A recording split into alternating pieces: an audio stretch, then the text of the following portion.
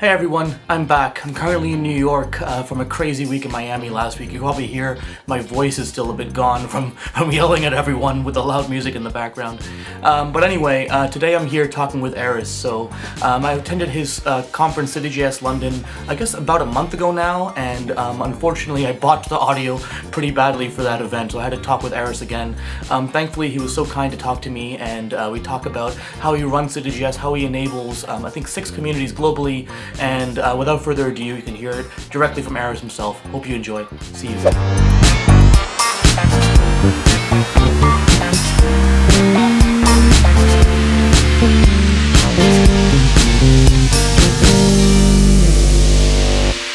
Amazing. So I'm here with Aris. Good to see you again, Aris.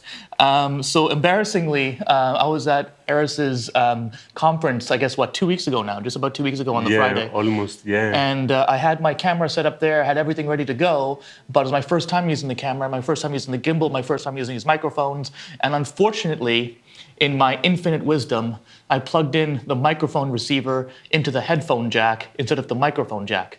And so I was like, if it fits, it's probably right. But at the end of the day, I was wrong. So thanks again, Aris, for meeting with me. No, it's okay. It's a pleasure. So basically what we're going to do now is we're going to say the exact same words that we said 2 weeks ago, word for word in the same order. We're just going to dub that over the old video is kind of what we're going to do. So okay. I hope you remember everything you said in that video. No, I'm just kidding. More or less. Yeah. We had a lot of talks. We had about 18 talks.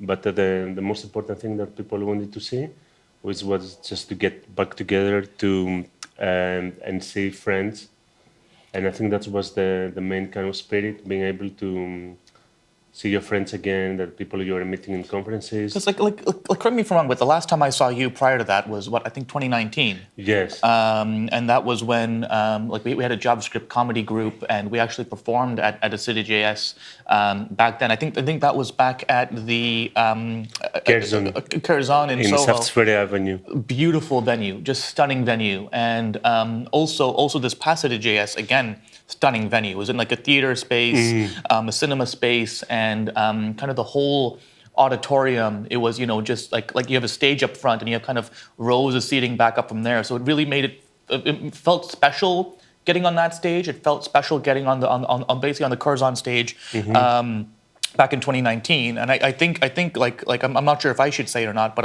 I think the stage that you have coming up is going to be super special as well. Oh yeah, definitely. Big respect to Gianni and the TC39, TC.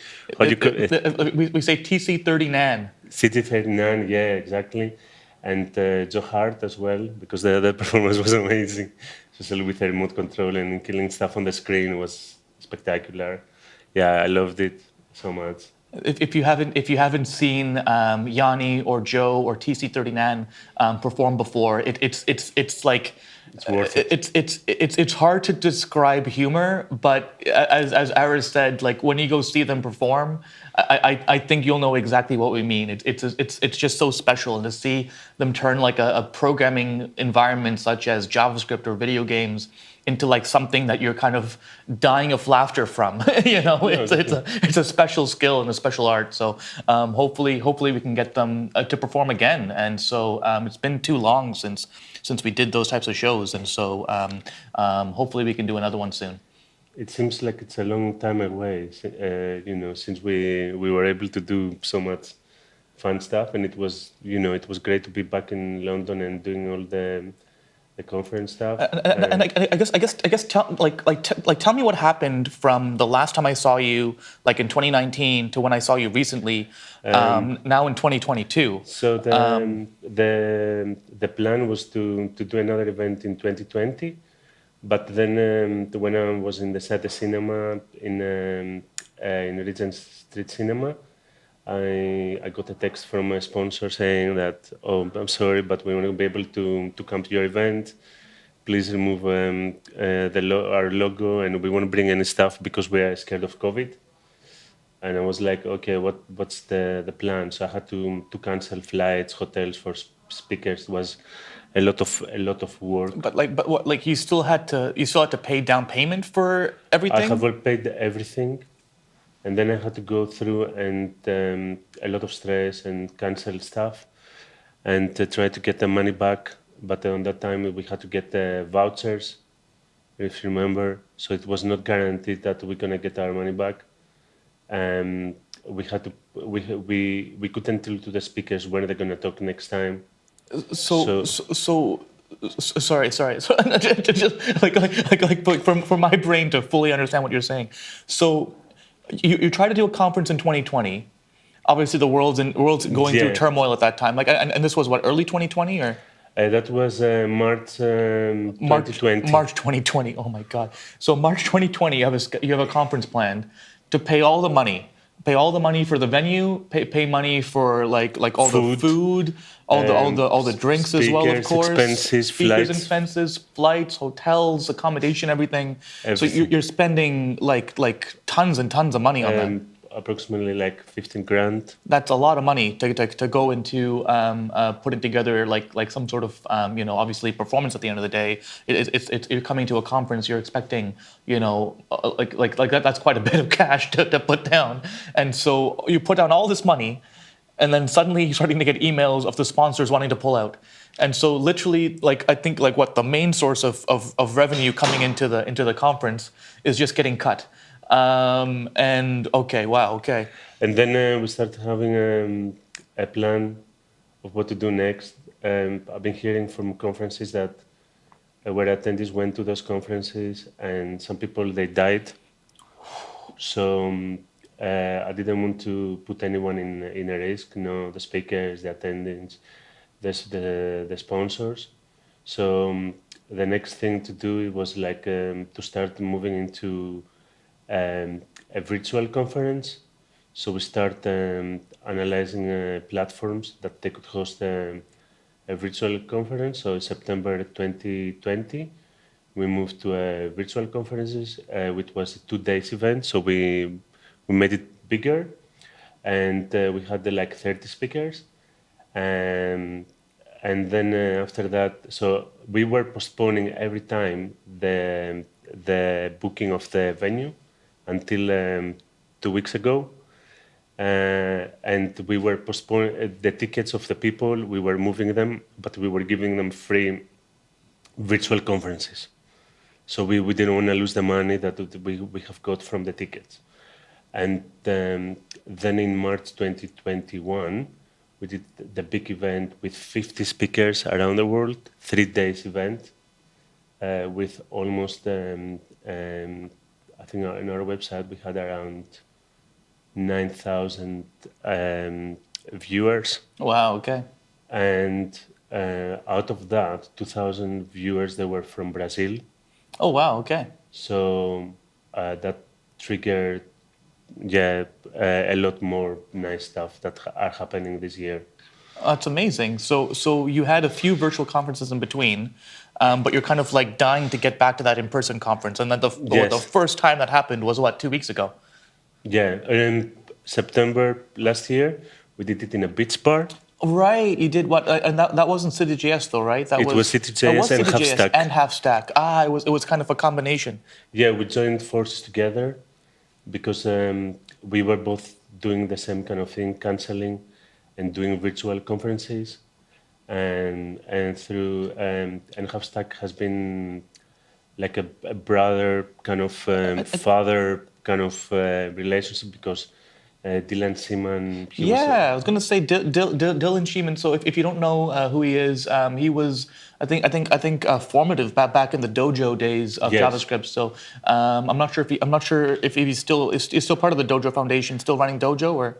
I think so, yeah. But I he's can't now remember. moving a bit more in working with his his new startup, and yeah, he's working quite hard releasing a new product, but he's still very active. So for those of you that that were there or might know, I started Toronto JavaScript so many years ago, back around 2010 or so, and Dylan Sheeman was our very first speaker ever at Toronto JavaScript. I think it was like 2011, 2012. I can't remember the exact date, but he was our very first speaker ever. And I remember it's a really good story about community, actually, where he happened to be in Canada at the time. I think he was going to Montreal, Ottawa, and then I think he had plans to kind of go to Toronto, just to kind of be in Toronto and go to Toronto. So while he was, I think, in Montreal or Ottawa, I forget which one. He mentioned to the organizers there, hey, do you know anyone in Toronto, like while I'm going to Toronto, that would be a good place to speak about Dojo and kind of what we're up to or whatever.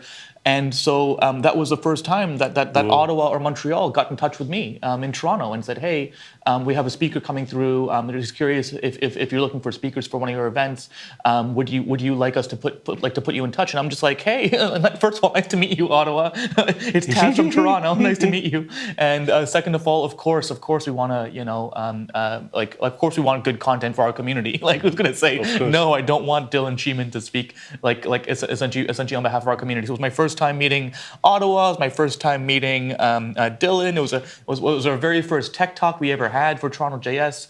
And so it's really to show you that power of community globally. No matter where you go, you'll always have community with you. And so I think that like that's the thing that really appeals to me, basically from what Aris is saying as well, is that those 2,000 viewers from Brazil, and kind of that worldwide kind of community that you had in your virtual events, you can kind of see everything kind of coming together and kind of providing the community like to expand elsewhere in the world. Yeah. So that was the plan for this year. So Italo from Sao Paulo, he was a speaker there, and Buna from India. These two speakers, they showed interest in taking their CityJS and expanding the chapters in their communities, and that's how we had one event already in India, where we had 15 Indian speakers. So I would say the cream of the Indian community. And then in 3 weeks, we have in Brazil, where we have Italo organizing the event. So it's a great story for a former speaker being now the organizer and taking over and expanding the community. And that's for me, I'm very proud for both of them, for Buna and for Italo. And I will be going to Brazil. I haven't been in South America. It's going to be my first time, so I'm going to be there and meeting the community from Sao Paulo, and I might meet some people in Rio as well. That's amazing. I mean, I've never been to Brazil myself. I've been to a few other places around South America, but I haven't been to Brazil. And so it's always one of those places where I always wanted to go. And so if there's a good JavaScript community there now, I'm a bit more tempted to go and kind of hang out. Put you in my leggings as well. I think the part of all of this that's really like appealing to me is like back when we started Toronto JS, there was no framework, there was no kind of guidance, there wasn't any sort of hey, here's all the things we tried with running a community, here's all the things that didn't work out while trying to run a community, here's some recommendations on ways to go about it, here's some ways to find sponsors, here are the metrics you want to track, here are the type of presentations you want to give. Like none of that really existed back when we started, and we had to find a lot of it out essentially through trial and error. Now you have someone like Aris, who's been doing this for obviously a very long time, has been running CityJS conferences for a long time, has lovely people like Dylan that he's working with now as well, and inspiring kind of people around the world in Brazil, and I think India, you said, and Singapore. And then finally we're going to do Nigeria, and then of course London, and then Greece as well. That's like what, like six different CityJS conferences there that he's inspired throughout the world. Again, providing that framework, providing that knowledge, providing that wisdom of what it is to run a community event, like all those pro tips that he can just kind of offer to those chapters instead of them having to go through all the trial and error of discovering and finding it out for themselves. And I think like that's the thing that like really appeals to me is kind of how, again, community is everywhere. And how can you kind of inspire and enable those communities everywhere to be the best community that they can possibly be? So Yeah, and especially not just the fact of the trial and error, but also that those kind of communities is very hard to attract sponsors. So London is like a big hub, and London being able to attract sponsors and then the money from the sponsors going to those communities is quite a big thing. Because when you start, the biggest problem is how I'm gonna fund my event. Where will I get the money from? You don't have any contacts. Large communities have like a system where they can find who to speak and how to get the sponsorship. CityJS having created a name in London, and it's known from big sponsors. It's much easier to go and talk to sponsors and say, look, I want to start something in Brazil, or I want to start something in India. Are you going to be able to sponsor me and help me to do, to do that idea around the world? And sponsors loved it, and they do it. And you have companies like Twilio, AWS, Vonage, Auth0, thinking of, oh, okay, let's do like an annual kind of thing and help all these kind of communities. And that's, for me, it's mind blowing. It's like I would never think of that happening. So yeah. And I think there's so 100% that, like, if Aris, who's again done this before, is able to build a compelling sponsorship package and seek out those sponsors in order to transact and enable kind of that global community, I think that like that 100% agree, 100% obviously like love that. There's another thing that I've seen, and I'm curious if you've seen this as well, where even if a sponsor wanted to sponsor like another community in some sort of other geography, I find often their accounting departments like don't make it easy for them to actually transact with those other geographies. I find their accounting departments are used to accounting with like a London, used to accounting with like a Toronto or Canada, used to accounting with like a US. But once you start reaching out into other geographies, their accounting department just isn't as aware. There's more kind of legislative loop or kind of essentially hoops you got to jump through in order to actually even be able to send money to those geographies from a corporation. So I think the fact that you're able to do it kind of from London and make it easy for those sponsors and their accounting departments to be able to physically send funds and then redistribute it throughout the world. I think that's really great too. Is that what you're seeing as well? Yeah, no, definitely. And that's the main kind of thing, is that we are able to, through a big community like London, to enable communities around the world. It could be Toronto, so it could be Ottawa, but those communities that it's very hard to get started. So CityJS can help into that, and they can help those people to get started and say, oh, yeah, I'm CityJS Brazil. Have you had an event before? Yes. So it's much easier to say that I have had an event rather than I haven't had an event and it's my first time. You don't have any numbers to show, or like what is the size of the community. Yeah. And because that's what sponsors are looking for. But most of the sponsors, they're looking into helping community-wise and being part of a bigger community, the way that JSConf is, like as a bigger example, because we are not in that scale, but we're not trying to compete with other conferences. We're trying to get the community back together. We're trying to get developers that don't have opportunities to go to conferences, to be able to go, because I got so many tweets. This is gonna be my first conference after being a developer in 7 years. So for me, it's quite important, and that's the main kind of target, and enable people, giving the support they need to get started and create a lot more developers. Because there is really high demand, but there are not many.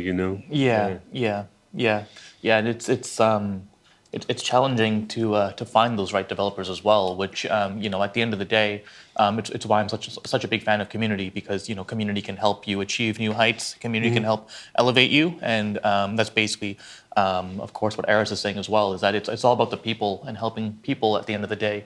Than it is about anything else. So I guess.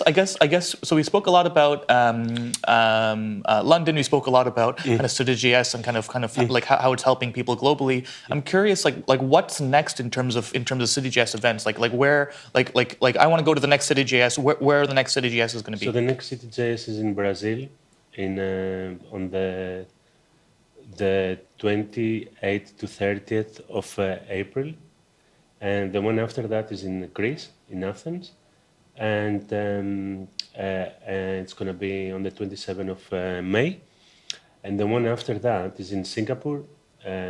We are building the lineup of the speakers right now, and one of the key speakers that we have is Swix. I love Swix. Like Sean's like such an awesome dude. Yeah, so those are the next three events that's coming up, and then we're gonna have a little break, and on the end of the year we're gonna do an event in Nigeria, in the Africa region.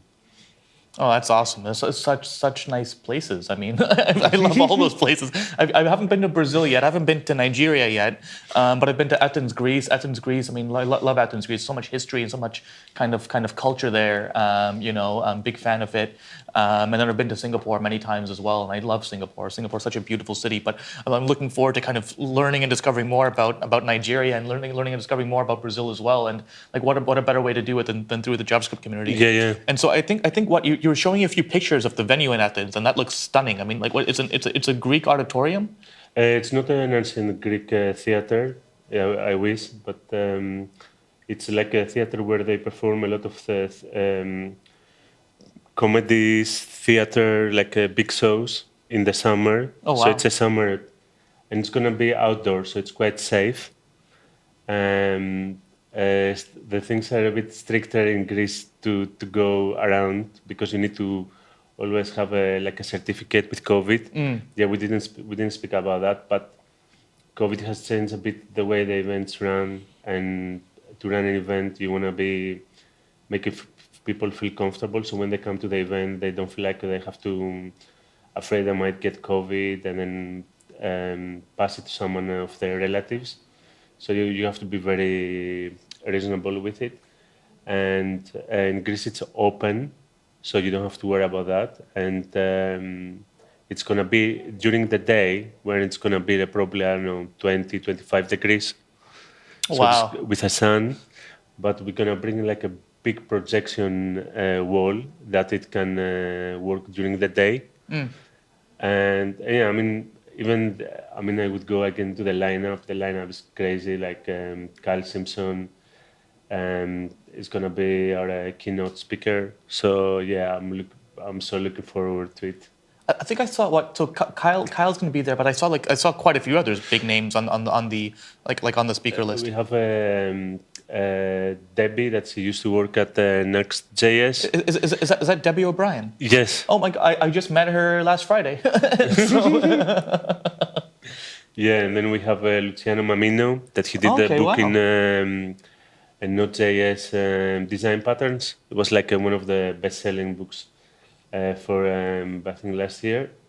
And yeah, we do. The lineup is quite strong. We have a TC39 co-chair, Urkel. I don't remember now the name. Yeah, but yeah, we have Thomas Lacosi. Oh my God, I love Tomas. Tomas is so funny. He's so funny. Like he performed at one of our comedy events as well, like the one in Berlin. He's just so funny. I love that guy. Yeah, and yeah, we are trying to get Christian Nuamba. You know the Oh, I think I've seen his name around. I can't say I don't know him personally, but I've seen his name around. And he works where again? I think in he's. WS right now. He used to work at Microsoft. And then we have speakers coming from Brazil, from US, so it's gonna be quite a good place to catch up with a lot of international speakers. Amazing. Well, yeah, maybe I'll see Aris there. I guess we'll find out. But yeah, was there anything else that you wanted to talk about? I want to find a bit about Guild, so tell me a bit more about because hopefully we're gonna migrate to Guild and we're gonna start yeah. using it. So Yeah, for sure. I mean, more than happy to do that. So essentially, Guild as a platform, it was really founded from my experience running Toronto JavaScript. And so, as I mentioned, way back in those early days, started Toronto JavaScript, and really all I wanted to do was just get people together and just get them talking. Back in those early days, I'm not sure if you remember what it was like being a JavaScript developer so long ago. Like for me, I find my memory isn't so good these days. But essentially, like back then, people were like, "Oh, like you're a JavaScript developer. It's like you're not a real developer. Real developers program in C++. Real developers program in Java. Real developers do .NET. Not you JavaScript developers." And I'm just like, no, we're building real applications. Have you seen a JavaScript web app before? Have you tried building a JavaScript web app before? At the end of the day, users are interfacing with our application to get to the C++, .NET, Java. They're interfacing with us first. Like what we're building really matters, and what we're building really makes an impact at the end of the day. It really helps with the bottom line.